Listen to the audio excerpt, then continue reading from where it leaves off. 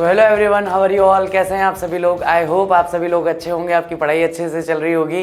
तो गाइज आज मैं फिर से आप लोगों के लिए हॉर्नबिल का चैप्टर नंबर 7 एक न्यू चैप्टर लेकर के आया हूँ, द एडवेंचर। और वास्तविकता में जैसा इसका नाम है वैसा ही इसका काम है, द एडवेंचर। यानी कि इस कहानी में आपको एडवेंचर मिलने वाला है, सस्पेंस मिलने वाला है। ये एक सस्पेंस स्टोरी है जिसमें अगर आप स्टोरी के साथ साथ चलेंगे तो लास्ट में आपको बहुत अच्छे अच्छे सस्पेंसेस यहाँ देखने को मिलेंगे गाइस। तो यहाँ पर हम लोग प्रोफेसर गायतोंडे की एक स्टोरी जो है उसे डिस्कस करने वाले हैं कि उन्होंने कोई चीज़ कैसे महसूस की, जो वो महसूस कर रहे थे उसका लास्ट में क्या होता है, किस तरह की यात्रा पर वो रहते हैं।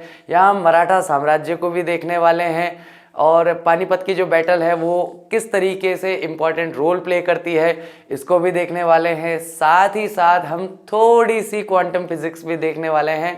तो आयरन मैन के जो फैंस हैं उनके लिए ये स्टोरी ज़बरदस्त होने वाली है, ठीक है गाइस। खास करके साइंस स्टूडेंट्स जो हैं उनको इस स्टोरी में रिसर्च करने के लिए काफ़ी कुछ मिलने वाला है। हिस्ट्री के जो स्टूडेंट्स हैं उनको भी काफ़ी कुछ मिलेगा क्योंकि हिस्ट्री के इवेंट्स भी यहाँ पर आने वाले हैं। तो गाइस बहुत अच्छी सस्पेंस स्टोरी है जो कि हमारे राइटर ने लिखी है, जयंत नार्लिकर ने। तो इसके बारे में चलिए अपना डिस्कशन स्टार्ट करते हैं। और क्योंकि सस्पेंस स्टोरी है तो मैंने मोटे मोटे तौर पर आपको लाइनिंग बता दी कि इसमें क्या होने वाला है, लेकिन जो मेजर चीज़ें हैं उसके बारे में अभी हम डिस्कशन करेंगे। So let's start our chapter. So guys chapter में हमें देखने को मिलता है सबसे स्टार्टिंग में the Jijamata express sped along the Pune Bombay route. तो जीजामाता एक्सप्रेस जो है वो बहुत ही तेज गति से चल रही है, बिल्कुल पुणे बॉम्बे जो रूट है, जो मार्ग है उसके बराबर में, उसके साथ साथ considerably faster than the Deccan queen. Deccan queen जो है उस समय की सबसे फास्ट ट्रेन मानी जाती थी। तो अगर हम ज़्यादा ध्यान दें, अगर ज़्यादा ध्यान से देखें तो आज ये जो ट्रेन है, ये डेक्कन क्वीन जो ट्रेन है उससे भी ज़्यादा तेज़ी से चल रही थी। There were no industrial township. और जैसा कि आज के ज़माने में हम लोग देखते हैं, आज के समय में कि जब हम ट्रेन से कहीं जा रहे होते हैं तो आसपास बहुत सारे इंडस्ट्रियल टाउनशिप्स होते हैं, यानी औद्योगिक नगर होते हैं जहां पर बहुत सारी इंडस्ट्रीज इस्टेब्लिश होती है जो कि ट्रेन से बहुत आसानी से देखी जा सकती है पुणे के बाहर की तरफ, outside Pune. The first stop और पहला स्टॉप जो आता है उस ट्रेन का लोनावला आता है, कम इन 40 मिनट्स, जो 40 मिनट में आ जाता है। The Ghat section that followed was no different from what he knew। और घाट सेक्शन जो आता है उसका वो बिल्कुल वैसा ही आता है, उसमें कोई भी डिफरेंट दिखाई नहीं देता जैसा कि वो जानता था। यानी कि टाउनशिप जो है, जो सामान्यतः दिखाई देती है वो दिखाई नहीं दे रही थी, लेकिन घाट वाला जो सेक्शन था बिल्कुल एज इट इज था, उसमें कोई डिफरेंस नहीं था। The train stopped at Karjat only briefly. तो कारजत पे ट्रेन जो है, कारजत पे एक स्टेशन है, वहां केवल थोड़ी सी देर के लिए, ब्रीफली का मतलब बिल्कुल थोड़े से समय के लिए रुकी और चली, बस इतना ही। And went on at even greater speed. और आगे जब उसके बाद ट्रेन बढ़ती है और ज्यादा तेज गति से चलना शुरू होती है। इट रोड थ्रू कल्याण, और बहुत तेज आवाज करते हुए, रोर का मतलब क्या है, शोर मचाते हुए, तेजी से गड़गड़ की आवाज करते हुए वो कल्याण से गुजरती है या कल्याण तक पहुंचती है। मीनवाइल, इसी बीच में, the racing mind of professor Gaitonde. अब ये नाम भैया पूरे चैप्टर में याद रखना, ये आपका मेन कैरेक्टर है, इसी के इर्द गिर्द पूरी कहानी चलेगी। और हम इस लेक्चर में जो भी देखने वाले हैं इस चैप्टर में, हम सब इसके प्रोस्पेक्टिव से देखेंगे, इसके नजरिए से देखेंगे कि हमें वहां पर क्या क्या दिखने वाला है, ठीक है गाइस।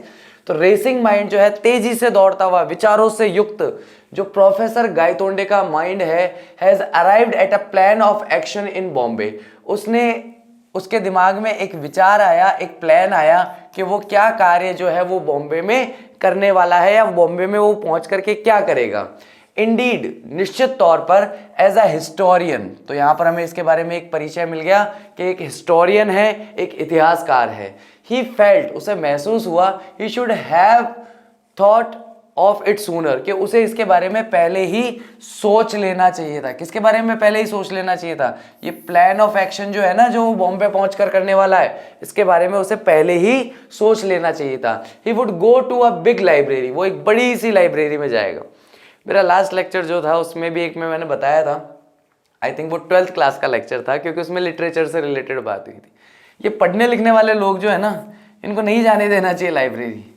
ये ऐसे होते हैं कि लाइब्रेरी में जाके खो जाते हैं, ये वापस आते ही नहीं है वहाँ से।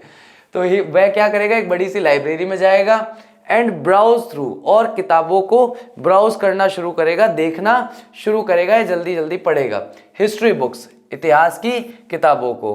That was the surest way of finding out how the present state of affairs was reached. और ये निश्चित तौर पर सबसे श्योरेस्ट तरीका था, सबसे निश्चित करने वाला तरीका था कि हम लोग अपने भूतकाल से बढ़ते हुए वर्तमान तक कैसे पहुंचे हैं। यानी कि आज हम जहां पर हैं, जैसे भी हैं, जिस भी परिस्थिति में हैं, इसके बारे में वास्तविकता में अगर आप जानना चाहते हो कि यहां तक हम कैसे पहुंचे, इंडस्ट्रियलाइजेशन कैसे हुआ, डेमोक्रेसी हमें कैसे मिली, हमारा फ्रीडम स्ट्रगल कैसा था, हमारी फ्रीडम स्ट्रगल के बाद में जो उस समय के जो भी हमारे पॉलिटिशियंस थे या जो भी ब्यूरोक्रेट्स थे, उनके सामने कैसी समस्याएं थी, और आज हमारा संविधान जैसा भी है, आज हमारा समाज जैसा भी है, आज हमारा राष्ट्र जैसा भी है, वो ऐसा क्यों है, उसके बारे में हमें जानकारी इस अकाउंट से मिलती है। किस अकाउंट से? इसके लिए हमें अपनी हिस्ट्री देखनी होती है।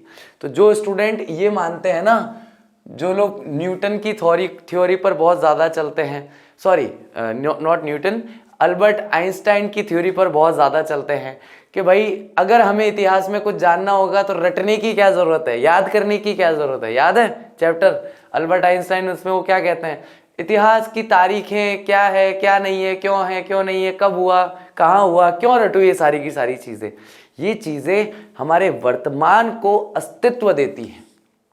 हमारा इतिहास हमें बताता है कि आज हम कहाँ हैं। और इतिहास की जानकारी होने का एक सबसे बड़ा फायदा मुझे ये लगता है कि वे गलतियां जो इतिहास में हम लोग कर चुके हैं, हम लोग मतलब एक राष्ट्र के रूप में, एक समाज के रूप में, हम लोग जो गलतियां पहले कर चुके हैं, उन गलतियों को वापस ना दोहराएं। इसलिए वो क्या कह रहा है कि आज हम जहां पहुंचे हैं, क्या कह रहा है, प्रेजेंट स्टेट ऑफ अफेयर्स, कि आज के समय में जो भी चीजें जैसी भी हैं वॉज रीच्ड, वहां तक हम कैसे पहुंचे हैं, फाइंडिंग आउट, उसे पता करने का सबसे सरलतम तरीका कौन सा है, श्योरेस्ट वे कौन सा है, जिसमें हम श्योर रहेंगे कि आज ऐसा है, ये सब क्यों है। वो श्योरेस्ट वे है कि हम अपने इतिहास को अच्छी तरीके से जानें। He also planned even actually to return to Pune, और अंततः उसने विचार किया था कि वो वापस पुणे चला जाएगा and have a long talk with Rajendra Deshpande. अब राजेंद्र देशपांडे का एक बार यहाँ जिक्र आया है, इस नाम को भी याद रखना, लेकिन इसके बारे में मैं अभी बात नहीं करूंगा। इसके बारे में जब इसका मेन रोल आएगा मैं तभी बात करूंगा। बस इतना समझ लीजिए कि राजेंद्र पांडे जो है वो हमारे गायतोंडे साहब जो हैं उनके कोई परिचित हैं, अभी के लिए इतना मान लीजिए। हालांकि परिचित हैं, लेकिन वो परिचय किस तरह का है उसके बारे में बाद में बात करूंगा। सस्पेंस स्टोरी में यही है भाई, अगर पहले सस्पेंस खोल दिया तो फिर मज़ा खत्म है। तो इसलिए देख रहे हैं हम लोग कि वो वापस पुणे लौटेगा और लंबे समय तक या काफ़ी लंबी देर तक बात करेगा राजेंद्र देशपांडे से, who would surely help him understand what had happened, जो कि निश्चित तौर पर उसकी मदद कर सकता है ये समझने में कि क्या कुछ हुआ है या क्या कुछ घटित हुआ है। That is assuming that in this world, और ये मानते हुए या ये कल्पना करते हुए कि इस संसार में there are exited someone called Rajendra Deshpande, कि ये जब वो अज्यूम करता है, ये जब वो मान के चलता है, तो उसे लगता है कि वास्तविक संसार में कोई राजेंद्र देशपांडे है। अब यहाँ पर ये वाक्य कह करके इसने हमारे सामने एक क्वेश्चन तो खड़ा कर दिया कि क्या वास्तविकता में कोई राजेंद्र देशपांडे नाम का कोई व्यक्ति है भी या नहीं है, या ये व्यक्ति केवल इसकी कल्पनाओं में है। जैसे कि मैं जाकर के घर पे खुद से बात करूँगा तो वैसा भी हो सकता है, या मेरा कोई काल्पनिक कोई एक व्यक्ति है जो मेरे दिमाग में है केवल, लेकिन संसार में नहीं है, मैं उससे बात करूँगा। तो ये जो सेंटेंस है ये थोड़ा सा हमें सोचने पर मजबूर करता है कि यार हो क्या रहा है, स्टोरी किस बारे में है ये। The train stopped beyond the long tunnel, तो ट्रेन जो है वो जाकर के एक लंबे से टनल के परे तरफ खड़े हो जाती है, वहां रुक जाती है। It was a small station called सरहद, ये एक छोटा सा स्टेशन है जिसका नाम है सरहद। And Anglo Indian in uniform, Anglo Indian का मतलब क्या है, जो कि भारत देश के मूल निवासी नहीं है, वो यूनिफॉर्म में खड़ा है, went through the train checking permits, और वो पूरी ट्रेन में सब लोगों के परमिट, सब लोगों के टिकट जो है चेक करता हुआ गुजर जाता है। This is where the British Raj begins, और ये उस समय की बात है जब ब्रिटिश राज शुरू हुआ। ये उस स्थान की बात है, यानी इतिहास में उस स्थान की बात है जहां से ब्रिटिश राज शुरू हुआ। तो जब इसने यात्रा शुरू की थी तब ये वर्तमान समय में था, लेकिन अब ये किसी और समय की बात कर रहा है, क्योंकि अब वो जो सारे दृश्य अपनी आंखों के सामने देख रहा है वो ब्रिटिश राज के शुरुआती समय की बात कर रहा है। You are going for the first time, तुम पहली बार जा रहे हो। आई प्रिज्यूम, खान साहिब आज, तो पास में एक खान साहिब बैठे हैं, वो खान साहिब उससे पूछते हैं कि मुझे ऐसा लगता है कि मैं ऐसा अनुमान लगा रहा हूं, मैं ख्याल कर रहा हूं कि शायद तुम पहली बार ट्रेन में यात्रा कर रहे हो। तो अब जिस ट्रेन में ये बैठा था वो तो आधुनिक समय की ट्रेन थी, लेकिन जिस स्टेशन पे ये रुका है और जिस तरह के लोग इसका परमिट चेक करने आ रहे हैं, जिस तरह का आसपास का दृश्य ये देख रहा है, इसको लग रहा है कि ये भूतकाल में चला गया है, ये अपने इतिहास के समय में चला गया है। वो भी किस समय में? जिस समय में ब्रिटिश राज शुरू हुआ था। यस, हाँ, द रिप्लाई वॉज फैक्चुअली, और उसने कहा हाँ, और ये बात जो है, ये उत्तर जो है, ये तथ्यात्मक रूप से सही था कि वो पहली बार ट्रेन की यात्रा कर रहा था। Gangadhar Pant had not been to this Bombay before, तो गंगाधर पंत जो है, अब इनका पूरा नाम आ गया प्रोफेसर का, गंगाधर पंत जो है वो पहले कभी भी बॉम्बे नहीं गए थे। ही वेंचर्ड अ क्वेश्चन, और उन्होंने एक प्रश्न पूछने का साहस किया, उन्होंने एक प्रश्न पूछना चाहा।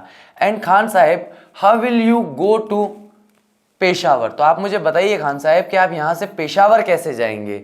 This train goes to the Victoria terminus, तो खान साहब जवाब देते हैं कि ट्रेन जो है ये विक्टोरिया टर्मिनस तक जाती है। I will take the Frontier Mail tonight out of Central, और सेंट्रल से मैं फ्रंटियर मेल ले लूंगा, यानी कि वहां पर अपनी ट्रेन बदल लूंगा। कहां से?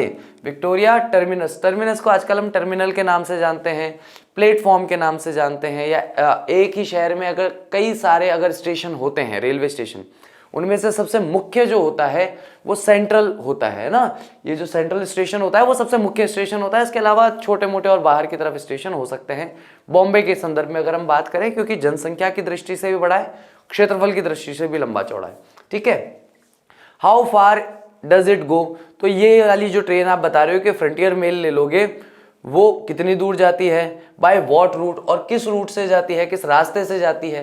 तो कहता है बॉम्बे टू दिल्ली, तो ये ट्रेन पहले बॉम्बे टू दिल्ली जाती है, देन टू लाहौर, उसके बाद लाहौर जाती है। पहले कहाँ जाएगी? बॉम्बे से दिल्ली जाएगी, फिर लाहौर जाएगी, और उसके बाद में पेशावर जाएगी। अ लॉन्ग जर्नी, एक लंबी यात्रा होने वाली है। I will reach Peshawar the day after tomorrow, the day after tomorrow का सीधा सीधा हिंदी में एक शब्द होता है, मैं परसों जा करके पेशावर पहुंचूंगा, यानी मैं अभी से यात्रा कर रहा हूं, लेकिन मैं पेशावर कब पहुंचूंगा? परसों पहुंचूंगा। देयर आफ्टर, उसके पश्चात, खान साहब spoke a lot about his business and Gangadhar Pant was a willing listener, तो ये इसके बाद में खान साहब जो है वो बहुत सारी बातें करते हैं अपने व्यापार के बारे में, और गंगाधर पंत जो है वो यहाँ पर एक विलिंग लिसनर, यानी कि ऐसा व्यक्ति जो ठीक है आपकी बात, मतलब अनमना होके नहीं सुन रहा, वो सुनना चाहता है, वो चाहता है कि वो आपकी सारी बातें सुने। फॉर, क्योंकि इन दैट वे, उस तरीके से, he was able to get some flavour of life, इस तरीके से वो जीवन का कुछ भिन्न स्वाद जो है वो चख सकता है, यानी कि जीवन के विषय में कुछ अलग तरह की जानकारियां प्राप्त कर सकता है। भाई आज नॉर्मली जैसे आपकी एज, आप टीनेजर हो, तो आप किसी इंजीनियर से भी बात करना चाहोगे, आप किसी डॉक्टर से भी बात करना चाहोगे, आप टीचर से भी बात करना चाहोगे। अलग अलग तरह के प्रोफेशंस जो हैं, या प्रोफेशनल पर्सन जो हैं, या बिजनेस पर्सन जो हैं, आप उनके बारे में बात करना चाहोगे, जानना चाहोगे किस तरह के लोग हैं, किस तरह की पर्सनैलिटी है, बिजनेसमैन लोग कैसे होते हैं, उनकी क्या सोच होती है, किस विचारधारा से वो जीवन जीते हैं, एंटरप्रेन्योर्स कैसे होते हैं, उनका क्या सोच विचार होता है। ऐसे ही जो जॉब क्लास फैमिली है या जॉब क्लास जो लोग हैं, वो क्या सोचते हैं, या वो अपने जीवन में क्या चीज़ें महसूस करते हैं, ये आप जानना चाहोगे, ताकि आपको जीवन के अलग अलग रंगों के बारे में, अलग अलग ढंगों के बारे में, अलग अलग चीज़ों के बारे में जानकारी मिलती रहे। ठीक है, तो इसलिए वो भी इसीलिए उनका बात पूरी अच्छे से सुन रहे थे, ताकि लाइफ के जो अलग अलग फ्लेवर्स हैं उन्हें वो चख सके या जानकारी ले सके। इन दिस इंडिया, इस भारतवर्ष में, दैट वॉज सो डिफरेंट, ये जो भी जानकारी मिल रही थी वो बहुत ही अलग थी। The train now pass through the suburban, suburban कहते हैं नगर के बाहरी क्षेत्र को, यानी कि आउटर सिटी क्षेत्र जो होता है वहां से अब ट्रेन जो है गुजर रही थी रेल ट्रैफिक से होते हुए।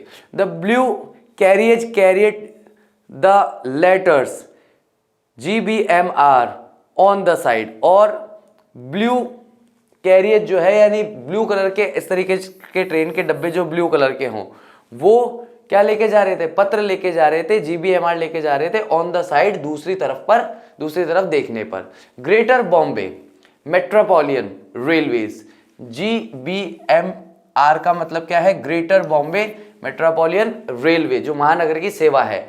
एक्सप्लेन्ड, ये व्याख्या करते हुए बताया खान साहब ने see the tiny Union Jack, वो छोटा सा यूनियन जैक देख रहे हो, पेंटेड ऑन ईच कैरियज। अब यूनियन जैक जो है वो ब्रिटिश के झंडे का नाम है, ब्रिटिशर्स का जो झंडा होता है ना उसको कहते हैं, जैसे हमारे झंडे को हम कहते हैं तिरंगा, इंग्लिश में कहा जाता है ट्राई कलर, वैसे ही उनके जो झंडे को क्या है, ब्रिटिशर्स के झंडे को कहा जाता है Union Jack. Painted on each carriage, जो कि हर एक बग्गी पर पेंट किया गया है। A gentle reminder that we are in British territory, जो कि एक सज्जनता पूर्वक तरीके से हमें याद दिलाता रहता है कि हम लोग ब्रिटिश टेरिटरी में या ब्रिटिश क्षेत्र में रहते हैं। यानी कि अब गंगाधर राव साहब जो हैं उनको पता चल रहा है कि भैया हम यहाँ पर जो रह रहे हैं ये एक ब्रिटिश कॉलोनी है, ये ब्रिटेन तो नहीं है, ग्रेट ब्रिटेन तो दूर है, लेकिन ये एक ब्रिटिश कॉलोनी है जहां पर हम लोग निवास कर रहे हैं, जहां पर हम लोग रह रहे हैं। The train began to slow down beyond Dadar, और दादर के पार होने के बाद ट्रेन जो है वो धीमे होने शुरू हो गई। And stopped only at its destination, और केवल अपने डेस्टिनेशन, हिंदी में कहते हैं गंतव्य, आप सामान्य भाषा में कह सकते हैं कि एक ट्रेन को अगर जयपुर से बॉम्बे जाना है तो बॉम्बे जो है लास्ट स्टेशन होगा, उसी को उसका गंतव्य कहा जाएगा या उसे उसका डेस्टिनेशन कहा जाएगा। तो अब ये ट्रेन लास्ट कहां तक जाने वाली थी, विक्टोरिया टर्मिनस तक जाने वाली थी, तो विक्टोरिया टर्मिनस इसका लास्ट डेस्टिनेशन होने वाला था। The station looked remarkably neat, तो स्टेशन जो है आप स्पष्ट रूप से कह सकते हो, रिमार्केबल का मतलब होता है बहुत ही, टिप्पणी करते हुए कह सकते हो या आप इंगित करते हुए कह सकते हो कि भाई बहुत साफ सुथरा था। एंड क्लीन, तो नीट का मतलब भी साफ सुथरा, क्लीन का मतलब भी साफ सुथरा, तो नीट एंड क्लीन मतलब साफ सुथरा। The staff was mostly made up of Anglo Indians, Anglo Indians के द्वारा ज्यादातर स्टाफ बना हुआ था। एंड पारसी, और पारसी लोगों के साथ, along with a handful of British officer, और उनके साथ हैंडफुल थोड़े से कहते हैं, और वैसे अगर हैंडफुल का शाब्दिक अर्थ देखो ना तो कहेंगे मुट्ठी भर, मुट्ठी भर का मतलब थोड़े से, तो मुट्ठी भर या हैंडफुल थोड़े से ब्रिटिश ऑफिसर्स भी वहां पर साथ में थे। तो अब तक गाइज हम देख रहे हैं कि ये भाई साहब जो है ट्रेन की यात्रा कर रहे हैं पूना से बॉम्बे, हिस्टोरियन है और चाहते हैं कि आगे जाकर के ये वहां पर कोई बड़ी सी लाइब्रेरी देख लें, वहां बैठ करके हिस्ट्री की किताबें पढ़ लें, ताकि इन्हें पता चले कि हम यहाँ तक, वर्तमान तक कैसे पहुंचे हैं। खान साहब इन्हें मिलते हैं, तो खान साहब कहते हैं कि ऐसा लगता है तुम पहली बार रेल की यात्रा कर रहे हो, तो कहता है हाँ साहब मैं पहली बार बॉम्बे जा रहा हूँ। तो उनको सारी चीज़ें उनको बताने की या उसकी संज्ञान देने का प्रयास करते हैं। As he emerged from the station, जैसे ही वो स्टेशन से बाहर निकलते हैं, गंगाधर पंत फाउंड हिमसेल्फ, अच्छा मैं Gangadhar Pant found himself facing and imposing building, तो गंगाधर पंत जो है उन्हें वो पाते हैं अपने आप को एक ऐसी बिल्डिंग के सामने, फेसिंग मतलब जिसकी तरफ इनका चेहरा था, तो फेसिंग एंड इम्पोजिंग बिल्डिंग, एक बहुत ही प्रभावशाली, एक बहुत ही विशाल, या जिसका बहुत ही इफेक्ट पड़ता हो किसी देखने वाले पर कि भाई क्या लाजवाब बिल्डिंग है, एक उस तरह का जो नेचर आता है। तो इम्पोजिंग या बहुत ही प्रभावशाली बिल्डिंग उनके सामने थी। द लेटर्स ऑन इट, और इस पर जो लेटर्स लिखे हुए थे, प्रोक्लेम्ड, वो ये घोषणा कर रहे थे, इट्स आइडेंटिटी, इसकी पहचान, यानी लेटर्स में जो शब्द लिखा हुआ था उससे पता चल रहा था कि ये कौन सी बिल्डिंग है।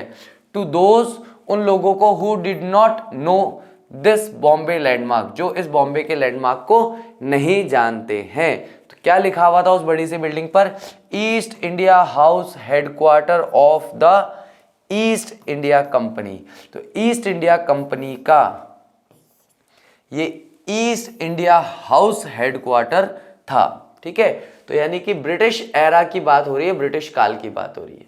Prepared as he was for many shocks, और वह पहले ही अपने आप को तैयार कर चुका था, जैसे कि ही वॉज फॉर, जैसे कि उसने पहले भी किया था, मैनी शॉक्स, बहुत सारे आश्चर्यों के लिए या चौंक जाने के लिए। Professor Gaitonde had not expected this, professor Gaitonde जो है उन्होंने इसका अनुमान नहीं लगाया था कि ऐसा कुछ देखने को मिलेगा। This East India Company had been wound up shortly after the events of 1857। 1857 जो है गाइस बहुत ही महत्वपूर्ण समय है इतिहास का, है ना, भी बताता हूं। तो ईस्ट इंडिया कंपनी जो है उसने काम खत्म कर देना था या काम को समाप्त कर देना था शॉर्टली, बहुत समय पहले ही, बहुत कम समय के लिए, आफ्टर द इवेंट्स, जब घटनाएं हुई थी या घटनाक्रम हुआ था 1857 का। 1857 की जो क्रांति है वो पहला स्वतंत्रता संग्राम था, जिसमें आप लोगों ने झांसी की रानी का, मंगल पांडे का, कई ऐसे क्रांतिकारियों का नाम सुना होगा, तात्या टोपे का। ये सभी महत्वपूर्ण उस समय के क्रांतिकारी थे जिन्होंने पहली बार ब्रिटिशर्स के अगेंस्ट जाकर के और भारत को स्वतंत्रता दिलाने के लिए काम शुरू किया था। वहीं से हमारा फ्रीडम स्ट्रगल स्टार्ट हो गया था, फ्रीडम फाइट स्टार्ट हो गई थी, एटलीस्ट आखिरकार। That is what history book said, और इतना ही, यही है, यही बात है जो मैं कह रहा हूं, जो इतिहास की किताबों ने हमें बताया है। यट फिर भी हियर इट वॉज, लेकिन ये लोग तो अभी भी यही हैं, यानी कि 1857 की क्रांति के बाद में अंग्रेजों को चला जाना चाहिए था, बहुत ये काम समाप्त हो जाना चाहिए था, ईस्ट इंडिया कंपनी जो है वो समाप्त हो जानी चाहिए थी, लेकिन ये तो अभी तक ऐसा नहीं हुआ। अभी तक हमारी किताबों ने तो यही बताया, येट हियर इट वॉज, लेकिन ये लोग तो अभी भी है, यही है जब उसने बिल्डिंग का नाम सुना। Not only alive but flourishing, ना केवल जीवित है, मतलब ब्रिटिशर्स केवल जीवित ही नहीं है बल्कि फ्लोरिशिंग भी है, यानी तरक्की भी कर रहे हैं, अपने जीवन में उन्नति भी कर रहे हैं। So history had taken a different turn, और इस तरीके से हिस्टोरियन के दिमाग में हिस्ट्री जो है उसने एक डिफरेंट टर्न ले लिया, उसने एक अलग ही मोड़ ले लिया। वास्तविकता ये थोड़ी है कि 1857 के बाद हम स्वतंत्र हो गए थे, लेकिन यहाँ पर गायतोंडे साहब जो हैं वो ये सोच रहे हैं कि भाई 1857 के बाद तो ये चले गए होते, हमने तो हिस्ट्री में यही पढ़ा था कि भाई ये तो चले गए, उसके बाद तो ब्रिटिशर्स का कोई लेना देना नहीं इंडिया से। मुझे लगा भाई 2 4 5 कहीं बच भी गए होंगे तो ठीक, लेकिन मुझे थोड़ी पता था कि ये तो इतनी तरक्की भी कर रहे हैं, ना केवल रह गए बाकी तरक्की भी कर रहे हैं। तो अब ये जो हिस्ट्री है उसने एक अलग ही मोड़ ले लिया। परहैप्स शायद बिफोर 1857, शायद 1857 से पहले ही कुछ अलग हो गया। How and when had it happened, तो कब हुआ और क्या हुआ। He had to find out, उसे खोज निकालना होगा। तो अब भाई साहब जो है एक कंफ्यूजन की स्थिति में है कि 1857 के बाद तो ब्रिटिशर्स को इंडिया में नहीं होना चाहिए था, जैसा इन्होंने किताबों में पढ़ा है, लेकिन ये तो अभी भी यही है। अब इन्होंने कौन से हिस्टोरियन की किताब पढ़ी है ये तो भगवान ही जाने, लेकिन इन्होंने जो पढ़ा है, अब इनके मन में तो प्रश्न है कि यार क्या हुआ होगा ऐसा 1857 से पहले, बाद में क्या हुआ, कब हुआ कि भाई ये अभी तक भी यही हैं और फल फूल रहे हैं। तो उसके बारे में उनके दिमाग में सवाल आने लगे और उन्होंने सोचा यार पता लगाना होगा। As he walked along Hornby road, जैसे ही वो हॉर्नबाय रोड के यहाँ से गुजर रहे थे, एज इट वॉज कॉल्ड, जैसा कि इसे पुकारा जाता था, कहा जाता था, he found a different set of shops, तो उन्हें अलग अलग तरह की दुकानें दिखने लगी जो उनके समय की नहीं थी, उनके समय से बहुत पुराने समय की थी। एंड ऑफिस बिल्डिंग्स, और ऐसी ही अलग तरह की ऑफिस बिल्डिंग्स भी दिखाई देने लगी, ऐसी इमारतें जिनमें कार्यालय चलते थे। There was no Handloom House building, वहां कहीं पर भी हैंडलूम हाउस बिल्डिंग जो है दिखाई नहीं दे रही थी। इंस्टेड उसके स्थान पर there were Boots and Woolworth department. तो हैंडलूम हाउस जो होता है वो होता है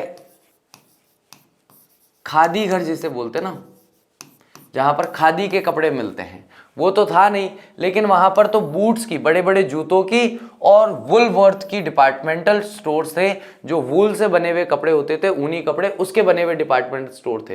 यानी कि ये बताता है कि उसे लगता है कि भारतवाद जो है या फिर राष्ट्रवाद जो है वो इतना फैला है, इतना अच्छे से स्टैब्लिश है कि सब जगह सब लोग खादी पहन रहे हैं, क्योंकि खादी के लिए भी उस समय काफ़ी आंदोलन चला था गांधी जी के समय में। लेकिन यहाँ पर तो अभी भी अंग्रेज़ों के जो डिपार्टमेंटल स्टोर है वो बने हुए हैं। Imposing offices of Lloyds, Barclays and other British banks, और वहाँ पर लॉर्ड्स और बार्कलेज जो और दूसरे जो ब्रिटिश बैंक्स हैं उनके ऑफिसेज दिखाई दे रहे थे। As in typical high street of a town in England, जैसे कि किसी विशिष्ट या निश्चित तौर पर जिसे कहा जा सकता है हाई स्ट्रीट जो होती है, जो बाजार होते हैं किसी भी टाउन में जो कि इंग्लैंड में सिचुएटेड होते हैं। तो उसे लग रहा है कि भैया यहाँ पे तो पूरा का पूरा अंग्रेजियत छाई हुई है, अंग्रेजों की ही सारी चीजें फैली हुई है। जो खादी घर हम देखना चाह रहे हैं, खादी हाउस हम देखना चाह रहे हैं, हैंडलूम हाउस, वो नहीं दिख रहा। ही turn right along home street and entered Forbes building. तो वह सीधे हाथ की तरफ मुड़ता है जो कि होम स्ट्रीट्स की तरफ से मुड़ता हुआ, और एंटर करता है फोर्ब्स की बिल्डिंग में। फोर्ब्स बिल्डिंग का नाम है। I wish to meet mister Vinay Gaitonde, और वहां जाकर रिसेप्शनिस्ट से कहता है कि मैं मिस्टर विनय गायतोंडे से मिलना चाहता हूं please. He said to the English receptionist. तो इंग्लिश जो अंग्रेज एक रिसेप्शनिस्ट था, यानी कि था या थी, जो कि कार्यालय में स्वागतकर्ता के रूप में या रिसेप्शन के वहां पे रुक करके आने जाने वालों के सवालों का जवाब देती है, पूछताछ में मदद करती है या करता है। तो उससे उसने जाकर के कहा विनय गायतोंडे से मिलना है। शी सर्च, चलो भाई पता पड़ गया कि ये शी है रिसेप्शनिस्ट, तो ये महिला है, ठीक है। She search through the telephone list, उसने टेलीफोन लिस्ट में सारा का सारा ढूंढ लिया। द स्टाफ लिस्ट में भी देख लिया। देन थ्रू द डायरेक्टरी, उसके बाद में डायरेक्टरी में भी देख लिया। डायरेक्टरी क्या होती है? विवरण पत्रिका होती है जिसमें सारे एम्प्लॉयज का डेटा दिया हुआ रहता है। ऑफ ऑल द ब्रांचेस, सभी शाखाओं का। ऑफ द फर्म मतलब जो भी कोई कंपनी है उस कंपनी के अलग अलग ब्रांचेस होते हैं भाई।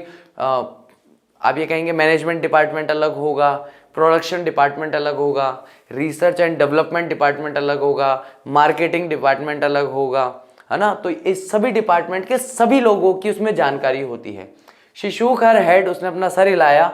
एंड सेड, और कहा आई एम अफ्रेड, मतलब मैं क्षमा चाहती हूँ। आई एम अफ्रेड का मतलब ये नहीं कि मैं डरी हुई हूँ, एक होता है ना आई एम सॉरी, वो वाला उस वाला अफ्रेड है। तो आई एम अफ्रेड कि मुझे भय है। I can't find any one of that name, कि मैं ऐसे इस नाम के किसी भी व्यक्ति को इन सभी जगह पर नहीं ढूंढ सकती या नहीं पा रही हूं। आइदर हियर, ना तो यहां पर, और in any of our branches, ना ही हमारे और किसी शाखा में, मतलब हमारी फर्म, हमारी कंपनी के और जो ब्रांचेस है वहां पर भी इस नाम का कोई नहीं है। Are you sure he works here, क्या आप निश्चित हैं कि वे यही काम करते हैं जिनसे आप मिलने आए हैं? किनसे मिलने आए हैं? मिस्टर विनय गायतोंडे से। दिस वॉज अ ब्लो, ये एक झटका था। नॉट टोटली अनएक्सपेक्टेड, लेकिन पूरी तरह से ऐसा नहीं था जिसकी मैंने उम्मीद नहीं की थी, क्योंकि जब से पूना से निकला हूं ऐसे झटके लगते ही जा रहे हैं। चाहे ट्रेन में दृश्य हो, चाहे खान साहब से मिलना हो, उनकी बातें हो, चाहे यहाँ पर उतर के मुझे स्टाफ को देखना हो, चाहे सामने एक बड़ी सी बिल्डिंग देखना हो, चाहे यहाँ के बाजार देखना हो, हर चीज़ एक झटका ही तो है। तो उसमें ये था तो एक बड़ा झटका, लेकिन अनएक्सपेक्टेड नहीं था। ऐसा नहीं था कि मेरे को झटके नहीं लगेंगे, क्योंकि झटके काफ़ी देर से लग रहे हैं। If he himself were dead in this world, अगर वह स्वयं भी इस संसार में मर गया होता, what guaranteed had he that his son would be alive, तो इस बात की क्या गारंटी हो सकती है या क्या सुनिश्चितता हो सकती है कि उसका बेटा जो है वो जीवित होगा? इंडीड, निश्चित तौर पर। He may not even have been born, और हो सकता है कि शायद वो अभी तक पैदा ही ना हुआ हो। अब जब ये वर्तमान से भूतकाल में चला गया और भूतकाल में जाकर के अपने बेटे की कंपनी में जाकर के उसके लिए पूछ रहा है कि भाई मुझे मिस्टर गायतोंडे से मिलना है, तो भाई आप वर्तमान से भूत में आए हुए हो, वहां आपका क्या पता आपका बेटा जिंदा है, आप जिंदा हो, मर गए, वो पैदा भी हुआ है कि नहीं हुआ है। तो इस तरह के विचारों में वो खो जाता है, बोले कि पता नहीं भैया यहाँ पे कुछ भी संभव है। He thanked the girl politely, उसने बहुत ही विनम्रता से उस लड़की का धन्यवाद दिया। एंड केम आउट, और बाहर आ गया। It was characteristic of him, ये उसके चरित्र की विशेषता थी। Not to worry about where he would stay, कि वो कभी भी इस बात की चिंता नहीं करता था कि वह कहाँ ठहरेगा, कहाँ रुकेगा, यानी कि उसे इस बात की कभी भी स्वाभाविक तौर पर चिंता नहीं होती थी, वो इस बारे में ज्यादा नहीं सोच सकता था।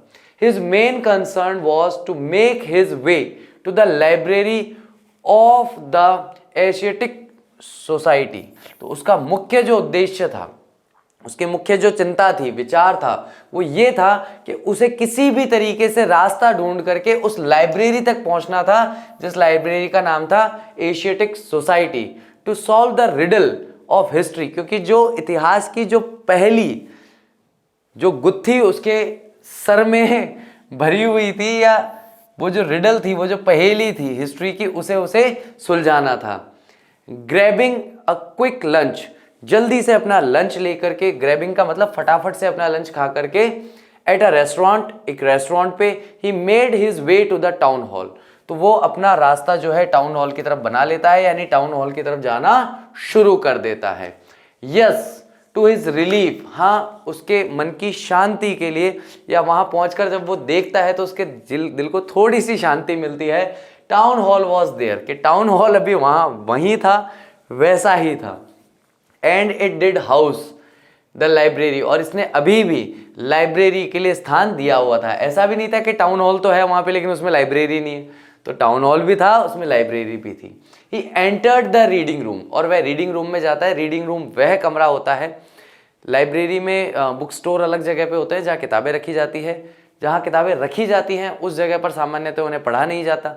पढ़ने के लिए बड़ी बड़ी बेंचेस, टेबल्स एंड चेयर्स होती हैं, तो उस पर बैठ करके उन्हें पढ़ा जाता है। तो रीडिंग हाउस या रीडिंग रूम वो होता है।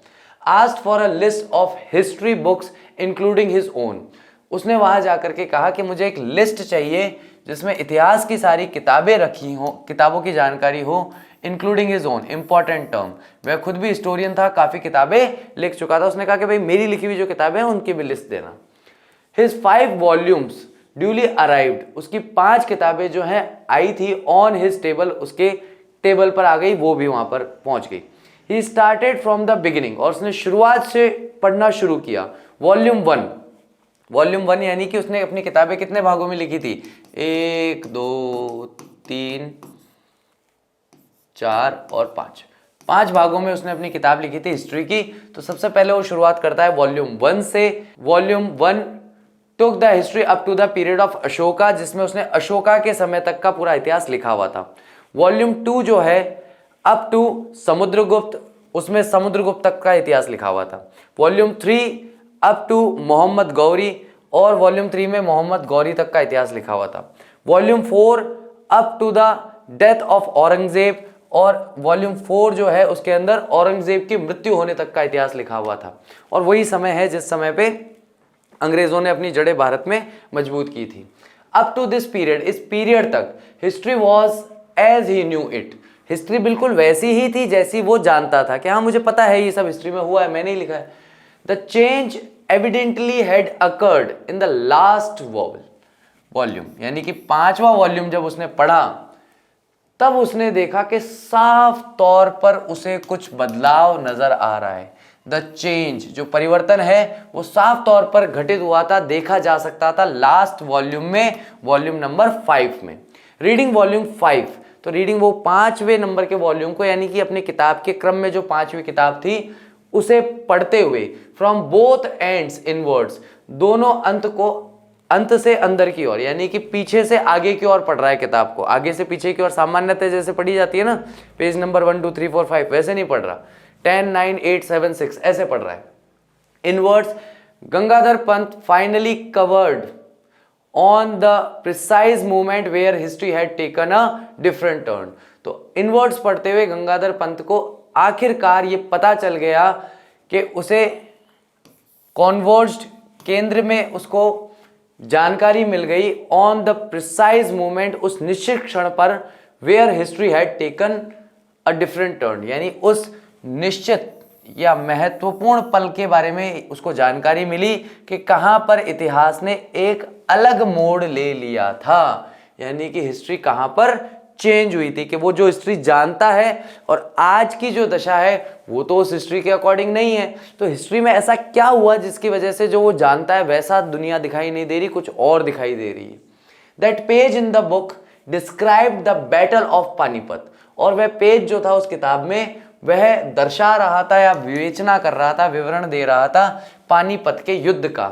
And it mentioned that the Marathas won it handsomely, यानी कि इसमें ये लिखा गया था या दर्शाया गया था कि मराठास जो हैं वो बहुत ही शानदार तरीके से बैटल ऑफ पानीपत को जीत गए थे। अब्दाली वॉज रूटेड, और अब्दाली जो है वो हार गया था, and he was chased back to the Kabul by the triumphant Maratha army led by Sadashivrao Bhau. तो जब वह हार गया, है ना, अब्दाली जब हार गया था तो उसका पीछा किया गया, उसे भगाया गया वापस बैक टू काबुल, काबुल की तरफ, जो कि विजेता आर्मी थी, जो जीतने वाली आर्मी थी, मराठा आर्मी, जिसका नेतृत्व कौन कर रहे थे? लेड का मतलब होता है नेतृत्व करना। उसका नेतृत्व किसके द्वारा किसके द्वारा किया गया था? सदाशिवराव भाऊ के द्वारा, जिसका नेतृत्व किया जा रहा था। एंड हिज नेफ्यू, और उनके भतीजे जो थे, द यंग विश्वास राव, जवान से, छोटे से बच्चे से विश्वास राव जो है और सदाशिवराव भाऊ जो है, इन दोनों ने अपनी आर्मी का नेतृत्व किया और भगा दिया अब्दाली को। कहां तक? काबुल तक भगाने का प्रयास किया, है ना, काबुल की तरफ भगा दिया था। तो गाइज यहीं तक है हमारा आज का लेक्चर, और ये स्लाइड गलती से नहीं आई है। हमेशा हम लोग कुछ ना कुछ होमवर्क लेते हैं, तो आज हम ले रहे हैं द एडवेंचर जयंत नर्लिकर का जो चैप्टर है, उसमें हम लोगों के लिए ये 8 जो पॉइंट दिए गए हैं चैप्टर के स्टार्टिंग में, मैं चाहता हूं इनका जो चैप्टर के कॉन्टेक्स्ट में जो मीनिंग बनता है, ध्यान रखना नॉर्मल कॉन्टेक्स्ट में नहीं, चैप्टर के कॉन्टेक्स्ट में इनका क्या मीनिंग बनता है, वो आप मुझे मीनिंग जो है हिंदी एंड इंग्लिश दोनों ही लैंग्वेज में लिख करके कमेंट करेंगे। क्या करना है आपको? कमेंट करना है इसको, ठीक है। आप कमेंट कीजिए कि हिंदी और इंग्लिश दोनों ही लैंग्वेजेस में चैप्टर के संदर्भ में इन सब का क्या अर्थ है, ढूंढिए चैप्टर में कहां मिलेगा, उस लाइन को पढ़िए और बताइए कि किस तरीके से आप इसका अर्थ निकालेंगे कि चैप्टर के सेंस में ही इसका अर्थ निकले, अन्य अर्थ ना निकले। ठीक है गाइस, तो आई होप ये चीज़ आपको समझ में आ गई होगी। इसको आप एक बार पॉज कर लीजिए, इसके आंसर लिख लीजिए, कमेंट बॉक्स में लिखना प्लीज, लाइव चैट में मत लिखना, मैं वहां देख नहीं पाऊंगा। Thank you very much. I hope आपको चैप्टर अच्छे से क्लियर हुआ होगा, and I will see you soon in my next lecture. Till that take care of yourself, bye bye, I will see you soon.